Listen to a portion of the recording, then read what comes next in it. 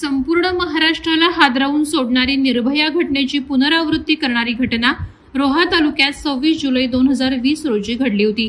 यामध्ये 14 वर्षीय निष्पाप बालिकेवर 6 इसमांनी दुष्कृत्य केल्याचा गुन्हा रोहा पोलीस ठाण्यात दाखल झाला होता। आरोपींना कठोर शिक्षा व्हावी यासाठी सरकारमार्फत विशेष सरकारी वकील उज्ज्वल निकम यांची नियुक्ती करण्यात आली होती। सरकारतर्फे ही केस फास्ट ट्रॅकवर चालवण्यात येईल असं सांगण्यात आलं होतं। मात्र या प्रकरणाचा निकाल सुमारे 5 वर्षांनी गुरुवार दिनांक 8 मे 2025 रोजी जाहीर झाला आणि पुन्हा एकदा मोठा धक्का बसलाय। कोर्टाने या प्रकरणातील आरोपींची निर्दोष सुटका केली आहे। या आरोपींना कठोरात कठोर शिक्षा व्हावी यासाठी अनेक राजकारणी, समाजसेवक, सामाजिक संस्था यांनी रस्त्यावर उतरून आंदोलनं केली होती। मात्र न्यायालयीन निकाल फारच धक्कादायक लागला। यामुळे पीडितेची बाजू मांडण्यास सरकारी वकील उज्ज्वल निकम कमी पडले का? तपासात काय त्रुटी होत्या? तपास पोलीस अधिकाऱ्यांची भूमिका संशयास्पद आहे की मग घटनाच घडली नाही, असा सवाल जनतेतून उपस्थित होत आहे। रोहा तालुक्यातील सर्व समाजातून संतापाची लाट उसळल्याचे चित्र शनिवारी पाहायला मिळालं। आरोपींची निर्दोष सुटका होण्याचा निकाल दुर्दैवी आहे। तपास यंत्रणेचा आम्ही निषेध करतो असं म्हणत शनिवारी सकाळी रोहा येथे आयोजित पत्रकार परिषदेत उपस्थित मराठा समाजासह सर्व बहुजन समाज आणि सर्व पक्ष नेत्यांनी मंगळवारी रोहा पोलीस ठाण्यावर मोर्चा काढण्याचे संकेत दिल्यानं खळबळ उडाली। नामदार आदिती तटकरे यांनी देखील आपल्या ट्विटमध्ये नाराजी व्यक्त करत पीडितेच्या कुटुंबाला योग्य न्याय मिळवून देण्यासाठी आम्ही पूर्णपणे कटिबद्ध असल्याचं आश्वासन दिले। पीडितेला न्याय देण्यासाठी सर्वतोपरी प्रयत्न करू, प्रसंगी आक्रमक पवित्रा घेऊ अशी भूमिका माजी नगराध्यक्ष समीर शेडगे यांनी यावेळी व्यक्त केली आहे। आपल्याला माहिती आहे परवाच कोर्टाचा निकाल 133 पाण्याचं लागलं। सेशन कोर्टाने हा निर्णय दिला आणि फारच दुर्दैवीरित्या त्या कोर्टाचा निकाल लागलेला आहे। निकाल संपूर्ण निर्दोष लागलेला आहे आणि सर्व आरोपी सुटलेले आहेत। याच्यामध्ये हा अत्यंत दुर्दैवी निकाल होता, कारण की गव्हर्नमेंटनी आपल्याला नामवंत वकील उज्ज्वल निकम यांना तिथं दिलं होतं आणि हा स्पेशल अपयश आहे। ह्या सगळ्या ह्याच्यामध्ये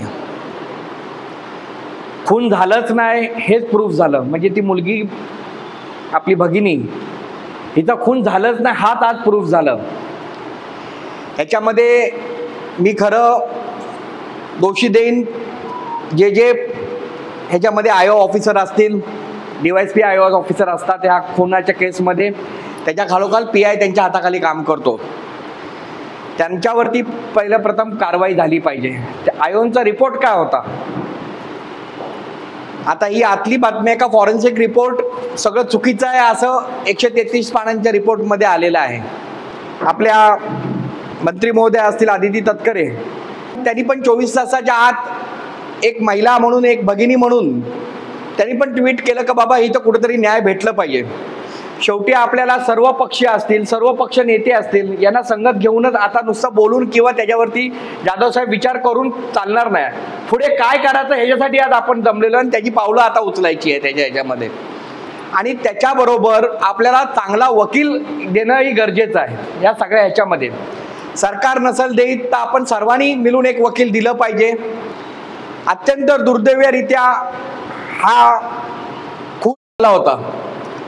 मला वाटतं असं पहिल्यांदा होतं की 8 तासाच्या आत आरोपी सगळे हे झाले होते। म्हणजे असं काय नाही ते फरार होते, नंतर सगळे आरोपी त्यांचे जे काय एव्हिडन्स असतात ते डिस्ट्रॉय झाले होते, असं काही नाहीये।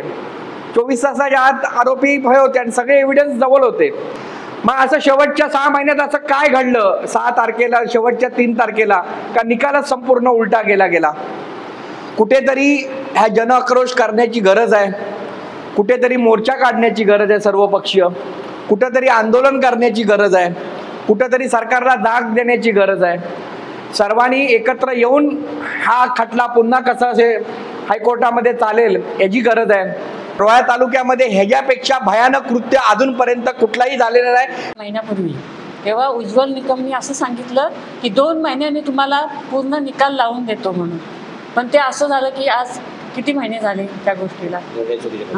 हे चुकीचं बोलणं झालं। आज मी स्वतः होते तिथे, त्यात आमच्या पूर्ण घराची 5-4 लोक आयात झालेले आहेत। एवढं दुःख वाटतंय की आम्हाला हे न्याय मिळालंच पाहिजे। आज निकाल लागला तर तुम्हाला योग्य वाटतं का? योग्य नाही आहे, हे आम्हाला धक्का बसलेला आहे एक प्रकारचं। काय असेल मागणी सरकारकडे? आम्हाला त्यांना तर न्याय हे सजाही व्हायलाच पाहिजे आणि निकाल हे चांगलं लागायलाच पाहिजे आम्हाला। निकाल हा एकदम अनपेक्षितच आहे, कारण केस ही पोस्को अंतर्गत आणि इन कॅमेरा चाललेली केस होती. आता 6 ते 1 वर्षाच्या आतमध्ये ह्या केसचा निकाल लागायला पाहिजे होता, पण ते नाही करून 5 वर्ष ह्या केसने घेतली. आणि म्हणजे आमच्या तर एकदम म्हणजे आम्ही तर एकदम काय शब्दच नाही आम्हाला बोलायला. हां, पुढे आम्ही अपील करणार, हायकोर्टामध्ये आम्ही अपील करणार. ह्याच्याकडे म्हणजे आता चार्जशीट वगैरे 186 पानाची चार्जशीट होती आणि 17 एव्हिडन्स असताना फॉरेन्सिक रिपोर्ट, पोस्टमॉर्टम रिपोर्ट, मग कुठे काय आम्ही तर कोणावरती संशय घेत नाही, पण ते आम्ही कॉमन मॅन आहेत, पण आम्हाला काही गोष्टी कळतात याच्यामध्ये. तर शासनाने आणि पोलिसांनी ह्याच्यावरती असं बघायला लागलं तर वास्तविक हे पोलिसांचं पण हे अपयशच आहे आणि शासनाचं पण अपयश आहे की तुम्ही अधिवेशनामध्ये सांगता की आम्ही पोस्कोला हे करू ते करू, कायदा नवीन कायदा बनवू, पण त्याची अंमलबजावणी कुठे होत नाही. अतिशय हा धक्का देऊन निकाल गेलेला आहे, कारण या निष्पाप मुलीवर घटना घडते. ही घटना ज्या वेळेला कोर्टामध्ये आपण जे निर्दोष मुक्तता, जे आरोपी आहेत त्यांचे निर्दोष मुक्तता ज्या वेळेला होते, तेव्हा कुठेतरी असं वाटतं की न्यायदेवताकडे दिलेले पुरावे, सबळ पुरावे जे आहेत ते पुरावे कुठेतरी एक योग्य प्रकारे दिलेले नसावेत. म्हणून हा एक या माध्यमातून कुठेतरी सर्वच समाज माध्यमांना न्यायदेवतेवर असलेला विश्वास कुठेतरी उडल्याचं पाहायला मिळतंय. वादळवारा लाईव्हसाठी अक्षय जाधव, रोहा. नवी मुंबई व रायगड जिल्ह्यातील ताज्या बातम्या आणि घडामोडींसाठी सबस्क्राईब करा वादळवारा लाईव्ह चॅनल आणि दाबा बेल आयकॉन.